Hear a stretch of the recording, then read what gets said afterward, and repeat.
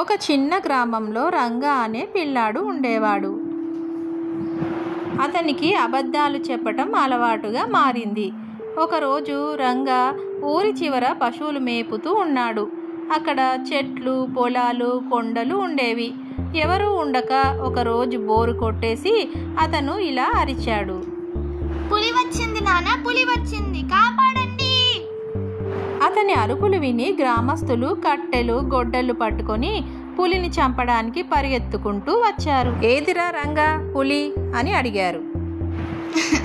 సరదాకే అన్నాను. గ్రామస్తులు అంతా కోపంగా చూసి, ఇది సరదా కాదు రంగా, జీవితం. అబద్ధాలు చెబితే నీ మీద నమ్మకం పోతుంది అని చెప్పి తిరిగి వెళ్ళారు. రంగా మాత్రం లెక్క చేయలేదు. కొన్ని రోజులు గడిచాయి.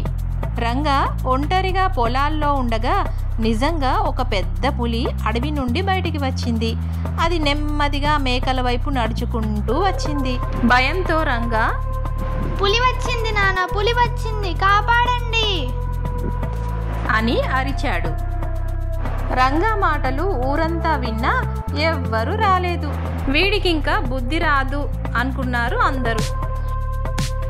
పులి మేకలపై దాడి చేసింది. కొన్ని మేకలు పారిపోగా కొన్నింటిని అది చంపివేసింది. రంగా కంటి ముందు జరుగుతున్న దాన్ని చూసి తల్లడిల్లిపోయాడు.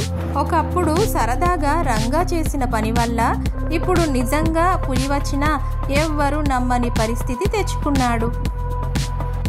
ఈ దారుణం తెలుసుకున్న ఊరు పెద్దలు ఇలా అన్నారు, రంగా, నమ్మకాన్ని పోగొట్టుకోవడం వల్లే ఈ ప్రమాదం జరిగింది. ఇప్పటి నుంచైనా నిజం మాత్రమే మాట్లాడు.